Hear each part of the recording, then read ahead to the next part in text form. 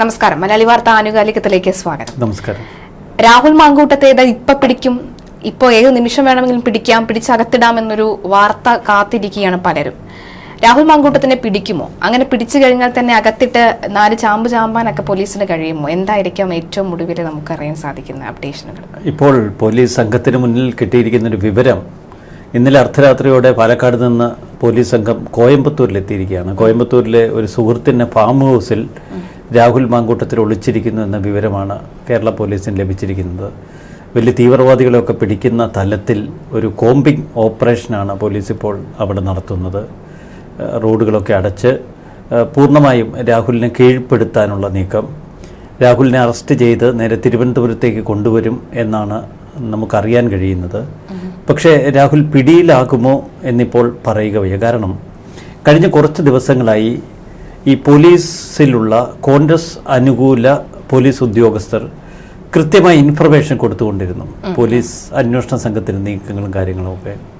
അതാണ് പലപ്പോഴും രാഹുലിന് രക്ഷപ്പെടാനുള്ള പഴുതൊരുക്കിയത്.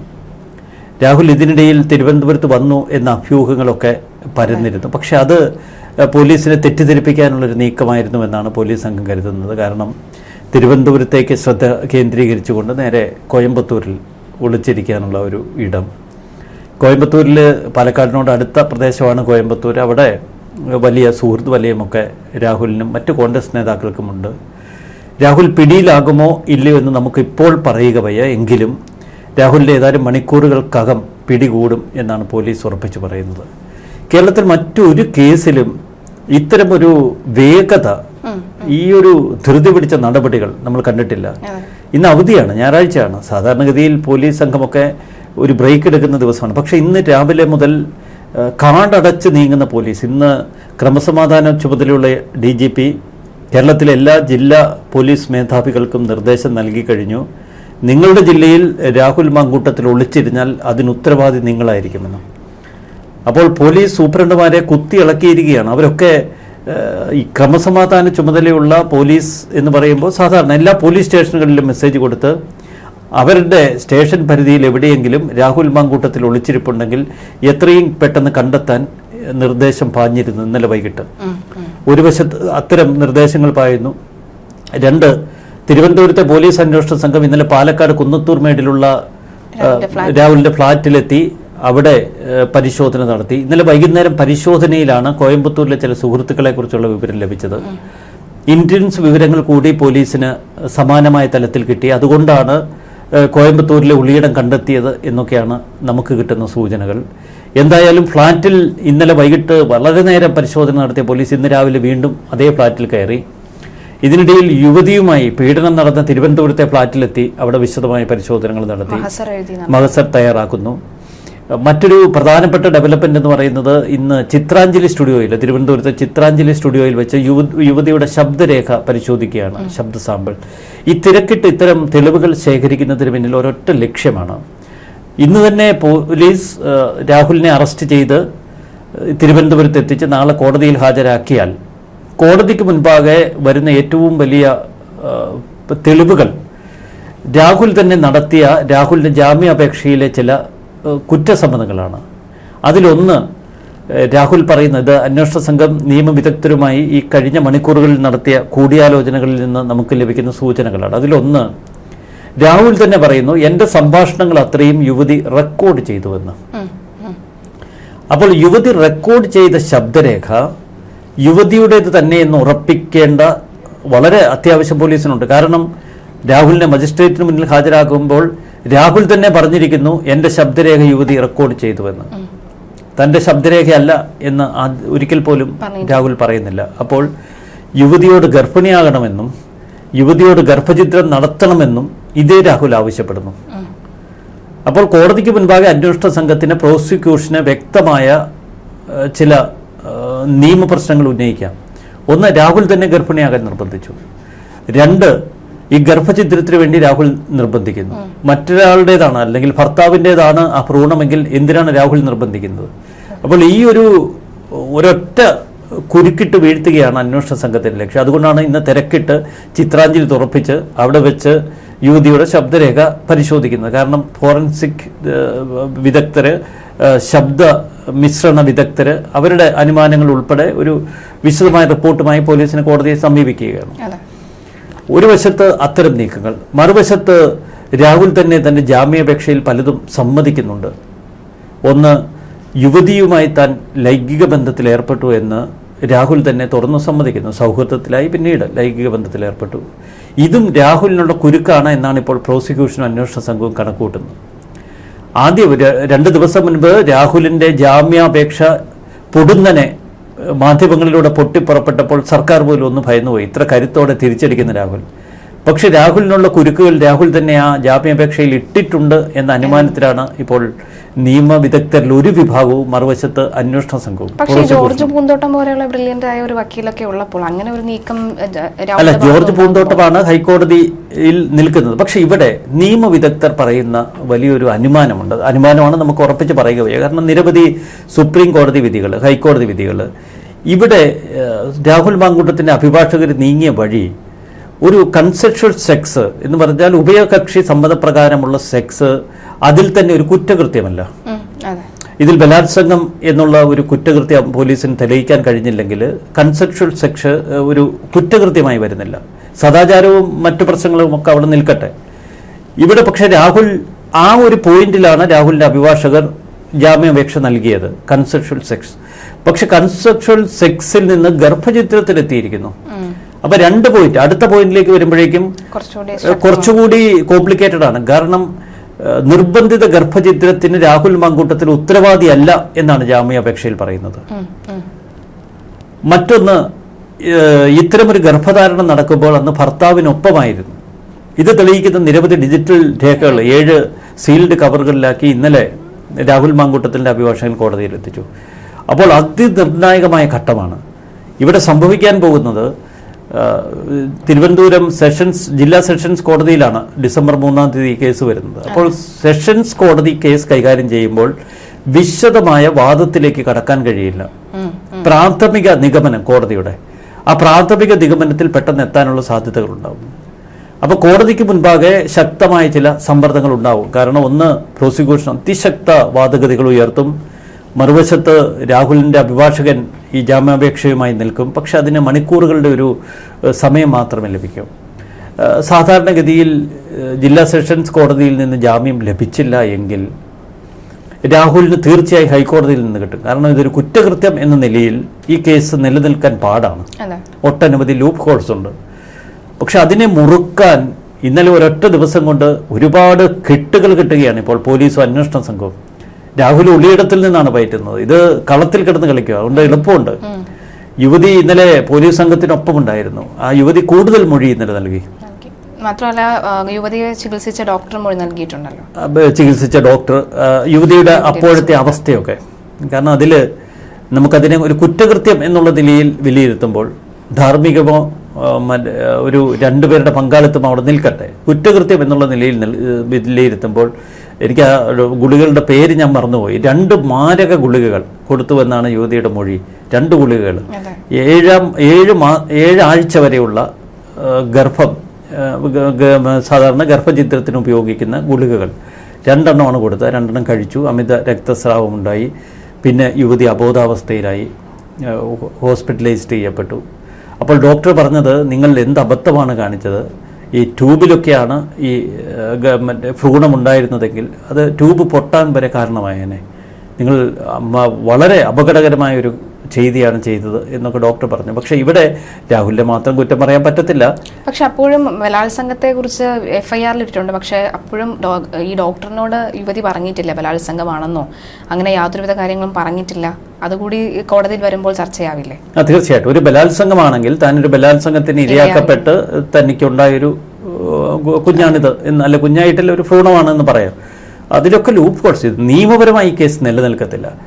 പക്ഷെ ഇവിടെ ഞാൻ പറഞ്ഞു വന്നത്, പിന്നീട് യുവതി ഇന്നലെ ആ കേസ് കടുപ്പിക്കാൻ വേണ്ടിയിട്ട് യുവതി ഗർഭഛിദ്രത്തിന് ഇടയായി. അതിനുശേഷം യുവതി ആത്മഹത്യക്ക് ശ്രമിച്ചു. തിരുവനന്തപുരത്തെ ഒരു സ്വകാര്യ ആശുപത്രിയിൽ ചികിത്സ തേടി. ഈ കാര്യങ്ങളൊക്കെ വിശദമാക്കുന്നുണ്ട് ഒരു വശത്ത്. മറുവശത്ത് രാഹുലിൻ്റെ ഇപ്പോൾ പിടികൂടാൻ അന്വേഷണ സംഘത്തിന് കഴിഞ്ഞാൽ ചുരുക്കം ചില ദിവസങ്ങളിലേക്കെങ്കിലും രാഹുലിനെ ഒന്ന് റിമാൻഡിലാക്കാൻ കഴിയും. അത് ഇപ്പോഴത്തെ തദ്ദേശ ഭരണ തെരഞ്ഞെടുപ്പിനെ സംബന്ധിച്ച്, ശബരിമല സ്വർണ്ണക്കൊള്ളയെ സംബന്ധിച്ച് ഏറെ നിർണായകമാണ്. അതുകൊണ്ട് അവസാന കളികളാണ്. ഈ കഴിഞ്ഞ ദിവസം തൽക്കാലത്തേക്ക് രാഹുലിനെ അറസ്റ്റ് ചെയ്യുന്നില്ല എന്നുള്ളൊരു നിഗമനത്തിലെത്തിയിരുന്നു നമ്മൾ. കാരണം സർക്കാരിൽ നിന്ന് ചില നിർദ്ദേശങ്ങൾ ഇത് സംബന്ധിച്ച് അന്വേഷണ സംഘത്തിന് പോയി എന്നുള്ള വിലയിരുത്തലിനെ തുടർന്നാണ്. പക്ഷെ പെട്ടെന്ന് തന്നെ അബദ്ധം മനസ്സിലാക്കി സർക്കാർ. ഇപ്പോൾ രാഹുലിനെ വിട്ടുകളഞ്ഞാൽ ഇനി കിട്ടാൻ പോകുന്നില്ല. കാരണം ഹൈക്കോടതി ജാമ്യം അനുവദിച്ചാൽ പെട്ടെന്ന് കേസിന്റെ ആ ഒരു വാർത്താ പ്രാധാന്യം അങ്ങ് തീരും. പിന്നെയും തദ്ദേശ ഭരണ തെരഞ്ഞെടുപ്പിലേക്കും ശബരിമല സ്വർണ്ണക്കൊള്ളയിലേക്കും തിരിയും. അതുകൊണ്ട് ഈ മണിക്കൂറുകൾ അങ്ങേയറ്റം നിർണായകമാണെന്നും ഏത് വിധേനയും രാഹുലിനെ പിടികൂടണമെന്നും അറസ്റ്റിലാക്കി തിരുവനന്തപുരത്ത് എത്തിക്കണമെന്നും കർശന ഉത്തരവ് കൊടുത്തിരിക്കുകയാണ്. മറുവശത്ത് രാഹുൽ പിടിയിലാവാതിരിക്കാനുള്ള എല്ലാ തന്ത്രങ്ങളും പയറ്റട്ടെ. കാരണം രാഹുലിനെ സംബന്ധിച്ചൊരു പൊളിറ്റിക്കൽ പാർട്ടിയുടെ ഔദ്യോഗികമായി പാർട്ടി തള്ളിപ്പറയുന്നു എങ്കിലും ഒരു പൊളിറ്റിക്കൽ പാർട്ടിയുടെ പിന്തുണയുണ്ട്. അവരുടെ പ്രവർത്തകർ പല സ്ഥലങ്ങളിലുണ്ട്, വിശ്വസ്തരുണ്ട്. അപ്പോൾ അവരുടെ സഹായത്തോടെ ഒളിയിടങ്ങൾ മാറാനും രാഹുലിന് തൽക്കാലം മുങ്ങി നിൽക്കാനും ഒക്കെ കഴിയും. നമ്മൾ അത്തരത്തിൽ ഉപദേശിക്കുകയല്ല. പക്ഷെ രാഹുലിനെ സംബന്ധിച്ച് ഇപ്പോൾ പിടികൊടുത്താൽ അതൊരു രാഷ്ട്രീയ മഠയത്തരമാണ്. കാത്തിരിക്കേണ്ടത് ഹൈക്കോടതിയുടെ വിധി വരെയാണ്. ഹൈക്കോടതി സെഷൻസ് കോടതി ജാമ്യം കിട്ടുമോ ഇല്ലയോ എന്ന് നമുക്കിപ്പോൾ പറയുക വയ്യ. കിട്ടിയാൽ രക്ഷപ്പെട്ടു. മുൻകൂർ ജാമ്യാപേക്ഷ ബുധനാഴ്ച പരിഗണിക്കുമ്പോൾ ജാമ്യാപേക്ഷയിന്മേൽ അനുകൂല തീരുമാനമെടുത്താൽ രക്ഷപ്പെട്ടു. അതല്ല, ജാമ്യാപേക്ഷ തള്ളിക്കളയുകയാണെങ്കിൽ അത് വലിയ കുരുക്കായി തരും. കാരണം ഈ ദിവസങ്ങളിൽ രാഹുൽ പിടികൊടുക്കാതെ എങ്ങനെ നിൽക്കും? കാരണം ഒരു പൊതുപ്രവർത്തകനാണ്. ആർക്ക് കണ്ടാലും രാഹുലിനെ പെട്ടെന്ന് തിരിച്ചറിയും. രാഹുലിന് തലമുടി വടിച്ച് താടിയൊക്കെ വടിച്ച് ഇനി രൂപവും ഭാവവും ഒക്കെ മാറി ഒരു കുറ്റവാളിയെ പോലെ ഒളിച്ചിരിക്കാനൊന്നും കഴിയില്ല. അപ്പോൾ വലിയ സമ്മർദ്ദമായിരിക്കാം രാഹുൽ അനുഭവിക്കുന്നത്.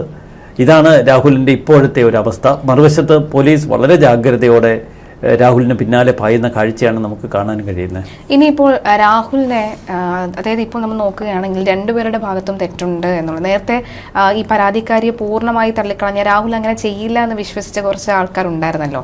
രാഹുൽ അങ്ങനെ ചെയ്യില്ല, ഇത് വെറും ഫാബ്രിക്കേറ്റഡ് സ്റ്റോറി ആണെന്ന് വിശ്വസിച്ച പലരും ഉണ്ടായിരുന്നു. എന്നാൽ രണ്ടുപേരുടെ ഭാഗത്തും തെറ്റുണ്ട്. രാഹുൽ തന്നെ പല തെറ്റുകളും തള്ളിപ്പറയാത്ത ഈ സാഹചര്യത്തിൽ ജനങ്ങൾക്കുള്ള ഒരു സ്വീകാര്യത രാഹുൽ കുറഞ്ഞു വരുമെന്ന് തോന്നുന്നുണ്ട്. രാഹുലിനോടുള്ള ഒരു സ്വീകാര്യത ജനങ്ങൾക്ക് ഇതിൽ രാഹുൽ ഫാൻസ് എന്നൊന്നുമില്ല. ഈ ജനങ്ങൾ, അത് മാധ്യമങ്ങൾക്ക് മനസ്സിലാവാത്തതായി നടിക്കുന്നതാണ്.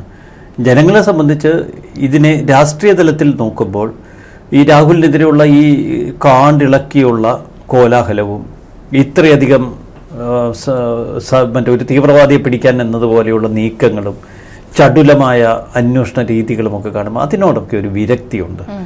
എത്രയൊക്കെ പറഞ്ഞാലും അതൊന്നും ജനം അംഗീകരിക്കില്ല. രാഹുൽ ധാർമ്മികമായി സദാചാരപരമായി ചെയ്ത തെറ്റവിടെ നിൽക്കട്ടെ. അത് അയാളുടെ ഭാഗത്ത് വലിയ വീഴ്ചകൾ വരുത്തി. കാരണം രാഹുലിനെ സംബന്ധിച്ച് രാഷ്ട്രീയപരമായ ഒരു ആത്മഹത്യ തന്നെയാണ് അയാൾ ചെയ്തത്. പക്ഷെ അതിലപ്പുറം കേരളത്തിലെ സദാചാരവാദികൾ മുഴുവൻ കളത്തിലിറങ്ങി ഇപ്പോൾ പോരാടുന്നു. വളരെ നമുക്ക് പലരുടെയും പ്രതികരണങ്ങൾ കാണുമ്പോൾ അറപ്പും പുച്ഛവും തോന്നുന്നു. കാരണം ഇവരൊക്കെ ഇത്രയും കാലം ഈ സദാചാരം കേരളത്തിൻ്റെ എവിടെയായിരുന്നു എന്ന ചോദ്യം, കേരളത്തിൽ ഇത്ര വലിയ ഒരു സദാചാര ബോധമുണ്ടായിരുന്നു എന്ന് നമ്മെ ഓർമ്മപ്പെടുത്തുന്നതാണ് ഇത്തരം ആക്രോശങ്ങൾ. പലരുടെയും ആക്രോശങ്ങൾ കാണുമ്പോൾ ഇരയാക്കപ്പെട്ട യുവതിക്ക് വേണ്ടിയുള്ള മുറവിളി, ഇരയാക്കപ്പെട്ട യുവതിയെ സൈബർ ലിഞ്ചിങ് നടത്തുന്നവരെ തുറുങ്കിലടയ്ക്കണമെന്ന് ആവശ്യപ്പെടുന്നവരുടെ സദാചാര വെപ്രാളം, ഇതൊക്കെ എവിടെ പോയിരുന്നു? മറ്റുള്ള MLA-മാരുടെ കാര്യത്തിലും നമ്മുടെ നിയമസഭയിൽ ഇപ്പോഴും ഇരിപ്പുണ്ടല്ലോ 2-3 MLA-മാർ, മന്ത്രിസ്ഥാനത്ത് ഇരിപ്പുണ്ടല്ലോ.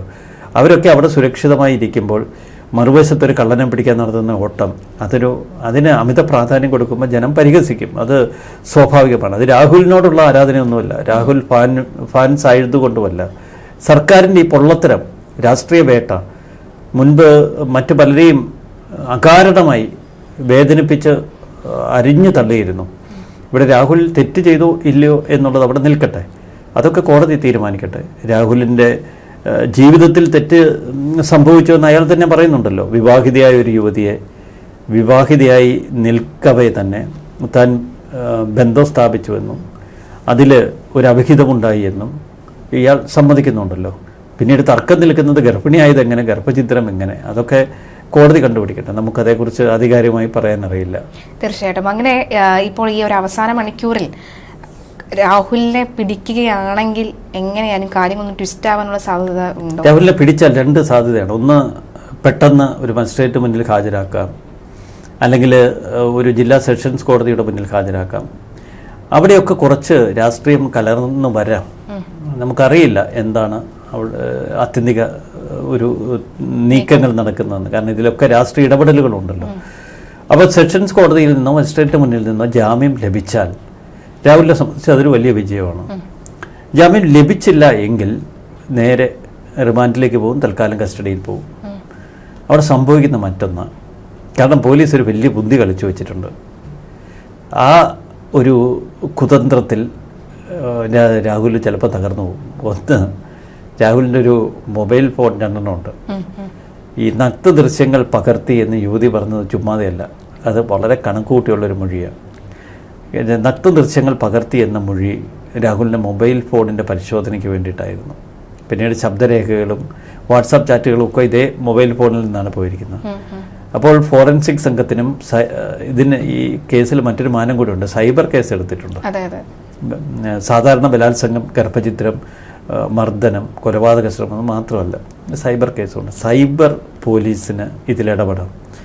അപ്പോൾ രാഹുലിൻ്റെ മൊബൈൽ വിശദമായി പരിശോധിക്കുമ്പോൾ, രാഹുലിൻ്റെ വാട്സാപ്പ് ചാറ്റുകൾ വിശദമായി പരിശോധിക്കുമ്പോൾ, രാഹുലിൻ്റെ ജിമെയിൽ അടക്കമുള്ള പരിശോധനകളിലേക്ക് കടക്കുമ്പോൾ, മറ്റേതെങ്കിലും പെൺകുട്ടികളുമായി ബന്ധപ്പെട്ട കൂടുതൽ ചാറ്റുകൾ, കൂടുതൽ ബന്ധം സ്ഥാപിച്ചുകൊണ്ടുള്ള രാഹുലിൻ്റെ മറ്റ് പ്രഹേളികകൾ ഇത് പുറത്തു വരുമോ?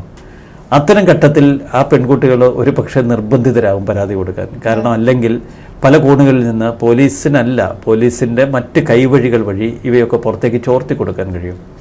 അപ്പോൾ രാഹുലിന് മറ്റൊരു തരത്തിലുള്ളൊരു ബന്ധത്തിൻ്റെ തെളിവുകൾ അന്വേഷണ സംഘത്തിന് ലഭിച്ചു എന്നൊക്കെ പറഞ്ഞ് വേണമെങ്കിൽ അതിനെ അങ്ങ് കൊഴുപ്പിക്കാം. അപ്പോൾ ഇതാണ് അവരുടെ ലക്ഷ്യം. അപ്പോൾ രാഹുലിനെ സംബന്ധിച്ച് കൂടുതൽ കൂടുതൽ വെട്ടിലാകുന്ന കാഴ്ചകൾ നമുക്ക് കാണാൻ കഴിയും. ഇത്തരം ദുരൂഹമായ ഒരുപാട് അവസ്ഥകളിലേക്ക് രാഹുലിനെ പെടുത്താനുള്ള ശ്രമമാണ്. മറുവശത്ത് രാഹുൽ കുറേ ദുർബലനായിപ്പോയി. കാരണം കോൺഗ്രസിൻ്റെ പിന്തുണയില്ല, നേതാക്കളാരും അടുത്ത് വരുന്നില്ല, പഴയ സുഹൃത്തുക്കൾ പോലും ഇപ്പോൾ സഹായിക്കാൻ മടിക്കുന്നു. പലരെയും സോഷ്യൽ മീഡിയയിലൊക്കെ പിന്തുണ കൊടുത്തവർക്ക് പോലും ഇപ്പോൾ എന്ത് പ്രതികരണം നടത്തണമെന്നറിയില്ല. അത്തരം ഒരു വല്ലാത്ത ഘട്ടത്തിലാണ് രാഹുൽ മങ്കൂട്ടത്തിൽ നിൽക്കുന്നത്. പക്ഷെ രണ്ടും കെട്ട് നിൽക്കുന്ന രാഹുൽ ഈശ്വറിനെ പോലുള്ളവർക്ക് ഇതൊന്നും പ്രശ്നമല്ല. ആകെ എനിക്ക് തോന്നുന്നു ഒരു പച്ചക്കൊടി വീശുന്ന രാഹുൽ ഈശ്വറുമാണ്. അപ്പോൾ എന്തായാലും ഈ രാഹുൽ മങ്കൂട്ടത്തിൽ ഇനി എന്തെങ്കിലും ട്വിസ്റ്റ് സംഭവിക്കണമെങ്കിൽ ഇനി അതിബുദ്ധി എന്തെങ്കിലും കാണിച്ചാലേ ഉള്ളൂ എന്ന് തോന്നുന്നു അല്ലേ ഈ വിഷയത്തിൽ? രാഹുല് ഈ ഒരു സമ്മർദ്ദത്തിൽ ആത്മഹത്യ ചെയ്യാതിരിക്കട്ടെ, അത് മാത്രമേ നമുക്ക് ഇപ്പോൾ പറയാൻ കഴിയൂ. തീർച്ചയായിട്ടും. എന്തായാലും അത്തരം വാർത്തകൾ കേൾക്കാതിരിക്കട്ടെ. കാരണം അങ്ങനെ അങ്ങ് വിട്ടുകളയാൻ പറ്റില്ലല്ലോ. എന്തായാലും നോക്കാം നമുക്ക് ഏത് തരത്തിലേക്ക് കാര്യങ്ങൾ നീങ്ങുമെന്നുള്ളത്. കോയമ്പത്തൂരിലെ ഫാം ഹൗസിൽ നിന്നും രാഹുലിനെ പോലീസ് സംഘം പൂട്ടുമോ? ആ ദൃശ്യം കാണാനായി പലരും കാത്തിരിക്കുകയാണ്, അല്ലെങ്കിൽ ആ ദൃശ്യം ബ്രേക്കിംഗ് ന്യൂസായി കൊടുക്കാൻ പലരും കാത്തിരിക്കുകയാണ്. എന്തായിരിക്കും സംഭവിക്കാമെന്ന് കാത്തിരുന്ന് തന്നെ കാണാം. ഇതേ വിഷയത്തിൽ മറ്റു തലത്തിലുള്ള ചർച്ചകൾ അടുത്ത ദിവസം ഉണ്ടാകും. നമസ്കാരം. നന്ദി, നമസ്കാരം. രണ്ടാമത്തെ ഇപ്പം തന്നെ കൊടുത്തു. ഞാൻ രണ്ടാമത്തെ പറയാൻ വേണ്ടിയിരുന്നതാണ്. ഞാൻ പിന്നെ ആദ്യം തന്നെ